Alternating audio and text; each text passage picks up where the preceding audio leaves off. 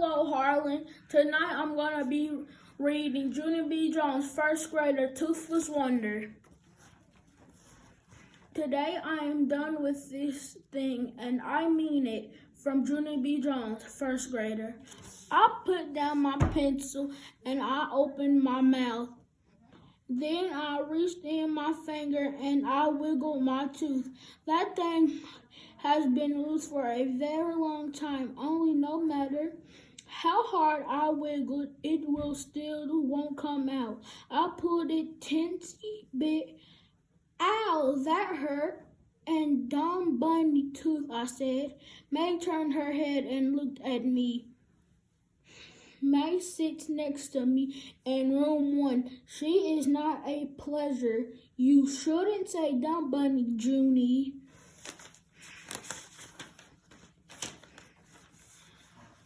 John, she said. Dumb bunny is not a nice word. I raised my eyebrows at her. Oh, really? I said. Well, thank you for telling me that, dumb bunny May. Just then, May's face got puffy and red. Don't say that word, I told you, she hollered. My teacher stood up at his desk. Problem back there, girls, he said. Yes, Mr. Scary, said May. There's always a problem back here. And her name is Junie Jones. I stepped my foot. May, I said B, B, B, B, B. You're always forgetting my B. Mr. Scary closed his eyes. Please, girls, can we just have one morning without any spats? I looked surprised at that man, but I didn't even spat, Mr. Scary, I said. My mother doesn't even let me spat, not even on the sidewalk. After that, I went up to his desk and I smelled very cute. I have a loose tooth, I said. Would you like to see it, Mr. Scary? Huh? Would you? I looked surprised at that man, but I didn't even spat. Spat means fight, but she thinks it means spit. Mr. Scary, I said my mother doesn't let me spat, not even on the sidewalk. After that, I went up to his desk, and I smelled very cute. I have a loose tooth, I said. Would you like to see it, Mr. Scary? Huh? Would you? I opened my mouth and wiggled it. I opened my mouth and wiggled it for him. See how loose it is? It is a loosey-goosey, isn't it? I said. He smiled. Wow, it really is loose, Junie B, he said, and it's a top tooth too. Losing a top tooth is the best. I looked puzzled. That means like surprised. It is. How come? It's the best, Mr. Scary, I asked. It's a top tooth funnier than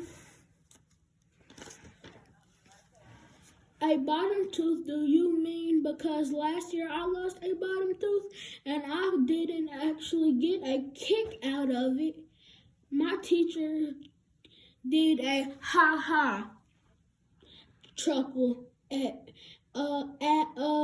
but when you lose a top tooth, your smile looks really cute, Junie B, he said. And when your new tooth comes in, you'll start to looking like a big kid. I did a gasp at that news. A big kid, I said. Really? I'm going to look like a big kid? Mr. Scary nodded.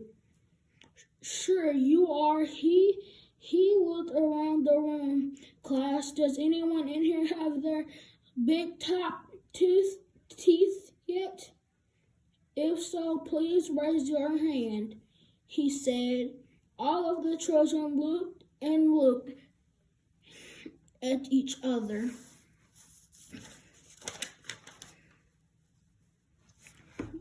But no one raised their hand. Mr. Scary was surprised. Really? He said. No kidding. No one in our class has lost a top front tooth yet, huh? He turned around and shook my hand.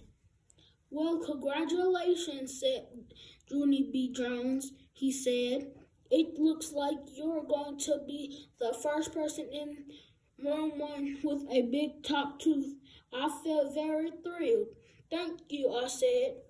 Then I skipped back to my seat and I sat down, really proud. May did a huff, breathed at me. Big deal, what's so special about losing a top tooth? She said, everyone in our whole room is going to lose their top teeth, Junie Jones. It's not like you're the only one, you know.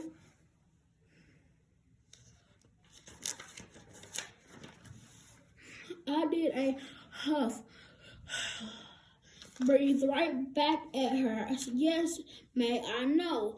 I'm not the only one, I said, but I am the first one. The first one is the winner, so there, ha ha. One on you, May crossed her arms. Well, if you're the winner, then where's your prize? Huh? Junie Jones, I don't see a prize, do you? I tapped my foot. My fingers kind of stumped. Then I hurried back to my teacher's desk. I did a huffy breath right back at her. Yes, ma'am, I know I'm not the only one, I said, but I am the first one, and the first one is the winner, so there, ha ha, on you, May. May crossed her arms. Well, if you're the winner, then where's your prize, huh? Junie Jones, I don't see a prize, do you? I tapped my fingers. I tapped my foot, kind of stumped. Then I hurried back to my teacher's desk again, and I patted him on the shoulder. Okay, here's the thing, I said. The children are wondering where's my prize for being the tooth winner. And so how could you like to handle this situation? Mr. Scary did not answer right away. Finally, he shrugged. Well, the truth is there aren't any prizes, he said. I wasn't exactly winning a contest, you know. Yes, I know, I said, but I bet you could still come up with a little something to make me happy. I pointed at his desk drawer. I bet there's something in there. Probably, I said. Teachers always have good stuff in their desk drawers, right? And so why don't we take a little look-see? Mr. Scurry ran his fingers through his hair. Then at last he opened his drawer. Whoa! Is that a stapler I see there? I said a stapler? Well, will be good, don't you think? I could really pound that thing, I bet. And so if you just hand it over, I will be on my way. Mr. Scurry shook his head. No, Junie B., he said. No stapler. I'll look some more. What do you think will happen next? On Junie B. Jones, first grader, Toothless Wonder. Bye. Good night, Harlan. Read the rest on your own. Try to figure out what the rest is. Good night, Harlan.